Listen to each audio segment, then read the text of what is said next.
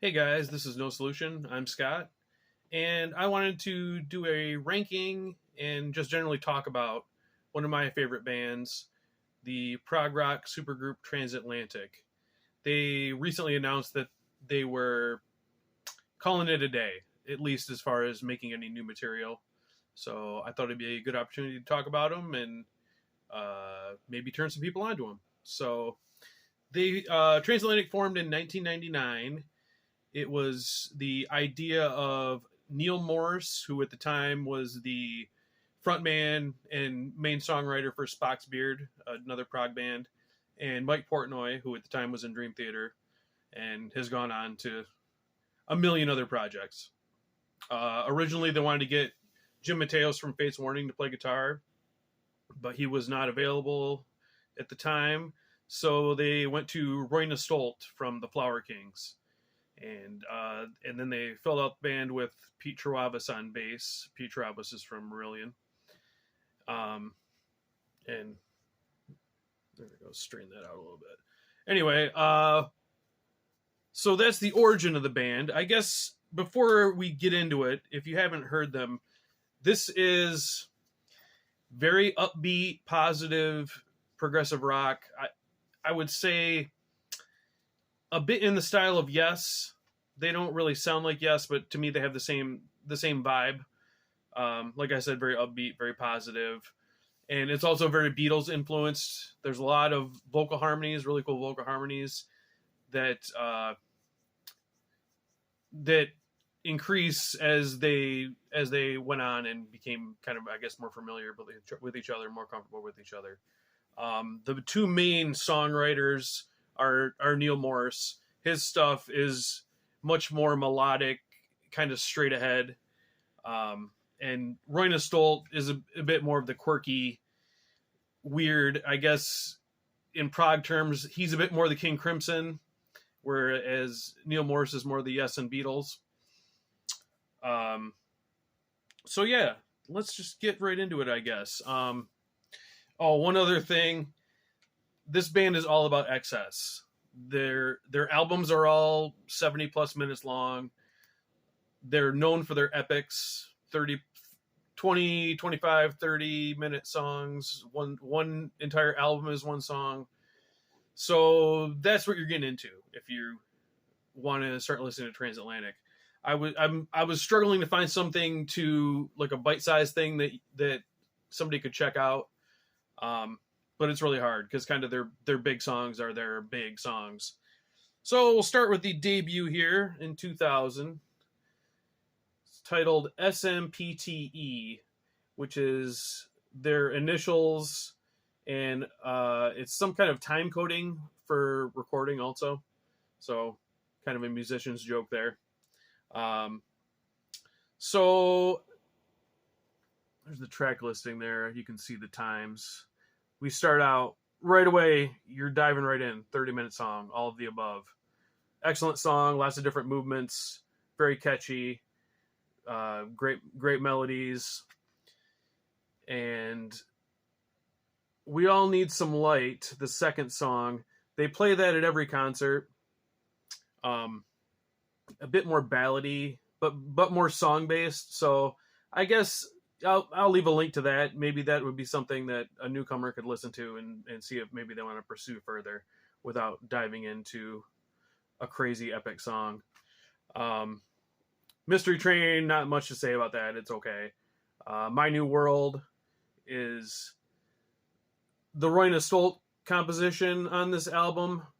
But hearing his original version, then hearing this version, it was changed quite a bit. And then it ends with a Procol Harum cover. The criticism of this album that some people had was that it basically sounds like a Neil Morse solo project.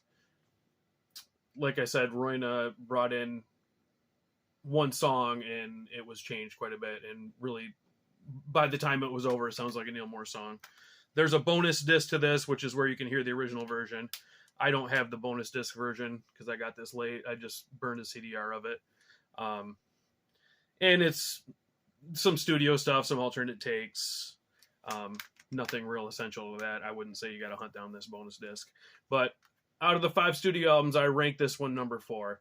It for a supergroup, this was a big surprise as to how much I liked it. But of the 5 albums, I'd rank this number 4. There's a live release for corresponding with every album. So for that album, it's Live in America. They did a short U.S. tour where they played the album, and then they did some Beatles covers. They did a medley of covers of each member's main band songs. They only had the one album, and this is, I think, an hour and 40-minute live album. So really fun. Again, not something I would say you gotta hunt that one down unless you get real deep into the band. Just a year later, the second album, Bridge Across Forever. And there's only 4 songs on here. We've got 3 epics, and then the title track is just kind of more of a ballady song. Much more of a collaborative effort this time. You can tell that Royna and Neil were working together a bit more than they had on the first album. Duel with the Devil, the opener, a classic epic from them. And then the closer, Stranger in Your Soul, is a fan favorite and maybe one of their best songs. But it is also 27 minutes. So, and this isn't really a concept album, but there are themes and lyrical snippets that kind of recur throughout in each song. So it ties together, but not strictly a concept. This also has a bonus disc that I do not have a real copy of. I don't know why I'm showing you this stupid CDR. The highlight of that is they do a full studio version of Shine On You Crazy Diamond, which is really cool. And then the rest is kind of them goofing around in the studio and doing like kind of rehearsal type covers. So a little cooler than the first one, but nothing you gotta rush out to get either. The live album for this was Live in Europe, and this might be my favorite of their live albums. We've got the entire Bridge Across Forever album, plus My New World and All of the Above from the debut, and Sweet Charlotte Pike, which is on Bridge Across Forever. That, I mean, it's okay. It's cool, but not one of my favorites. They combine it with the Abbey Road medley from the Beatles' Abbey Road album and kind of like alternate sections of that song with sections of the Beatles, and it works really well. So if you're into the Beatles, for sure you'll want to track that one down. Oh man, I'm already messing up. Bridge Across Forever, number 2 out of 5 for me. After that, Neil Morse went through a big conversion to Christianity and quit Spock's Beard. He thought he had to focus on doing purely Christian music. And so that was also the end of Transatlantic. Mike Portnoy had commented he couldn't imagine doing it without Neil, so the project was done. So, but then, time moves on. I guess Jesus said it was okay. Neil decided he wanted to get back and do another Transatlantic album. So in 2009, we got another one, The Whirlwind. This one is split into 12 tracks. It's 78 minutes. I don't know if you can see that. But the band considers it one piece of music. And it certainly does all flow together, and themes repeat and come back. But it is split into tracks, so you could pick out this and say this is a separate song, but it's meant to be one whole piece. So there's no epic track, but it's considered by the band a 78-minute song. Fantastic. Just after a layoff and then coming back and it being a super group, they got together and put this thing together in like a week, and it's just amazing. It's a masterpiece of progressive rock. There's also a bonus disc on here where they do 4 additional original songs, and then 4 covers. So you basically got a whole nother album. This version comes with a DVD with the making of, which is really cool to see how fast they work. I mean, everybody brings in ideas, but they basically got together at Neil's home studio for a week and figured it out. And banged it out and got the structure at least so people could work on their parts for the final product at home. But just watching those guys in a week put this together was pretty impressive. And that, the Whirlwind, is my number one out of the 5. That's the one if you're gonna get into one, and since it's more broken into song chunks, that might be an easier one to get into too. The live album from this is the World Tour 2010. 3 CDs, 2 DVDs, just a monstrous live show, 3+ hours. This is the special oversized version that's got a couple of photo books in it. Yeah, stuff like that. Really cool. And everybody's busy with their own bands, so we didn't get another album till 2014. Oh, just as an aside, this is called More Is Never Enough, which is pretty appropriate for this band. It's another live album from the Whirlwind Tour, kind of the same show. This is if you become a true Transatlantic sicko like me and you need everything, then here's another live show for you. Oh, and the DVD is yet a third recording of another concert from the tour. Not essential at all, but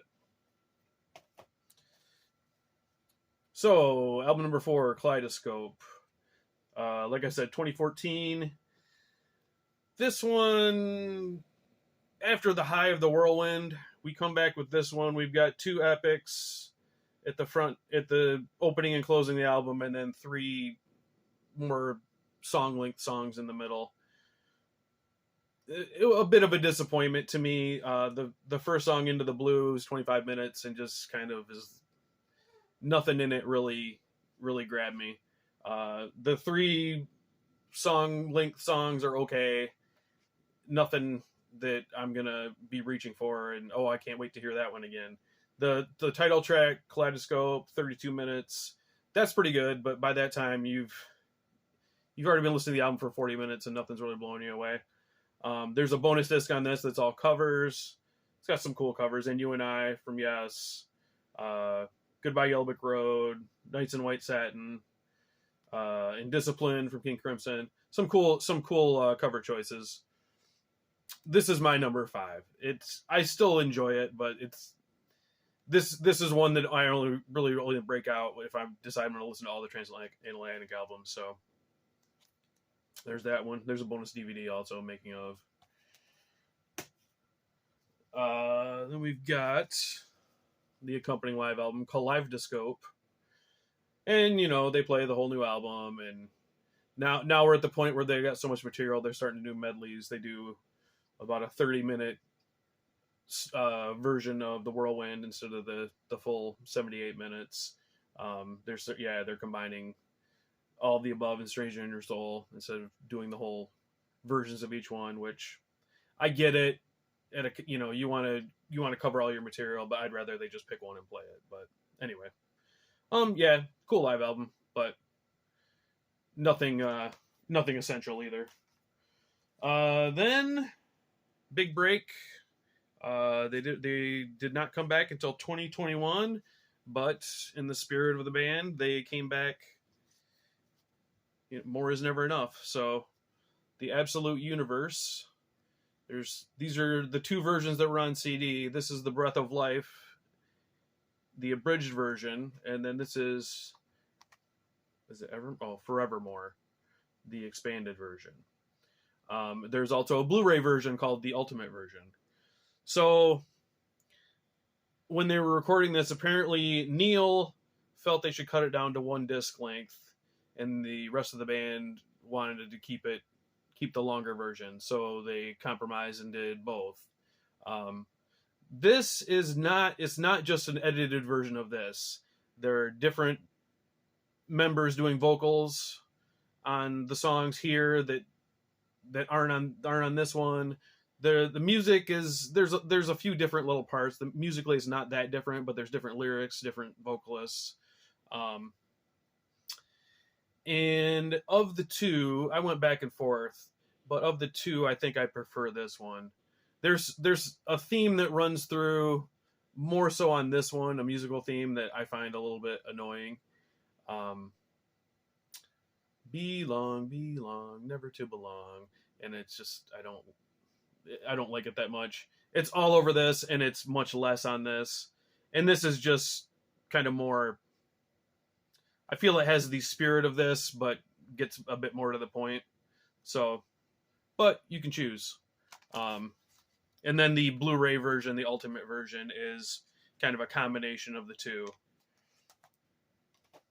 And I rate that. Oh, well, I guess we know, right? I rate that one number 3. It's really good, but doesn't reach the peak of the band for me. And then the final release, as of now, is The Final Flight. So another live album from this tour. And like I said, they've decided they're not going to make any new music. At least that's the plan right now. I believe there's going to be another live release after this, but the band is essentially done. So, anything else I wanted to cover? I don't think so. Yeah, plenty of hooks in these songs, but there's a lot of room for the kind of prog self-indulgent talk much Wheedly bits. I really like it, and if you're a positive kind of want that uplifting vibe in your prog, I would highly recommend them. So that's all I got, you guys. Thanks a lot for watching. Sorry this is a bit longer than usual. Hope you can check out some Transatlantic and get into it a bit. All right, thanks guys.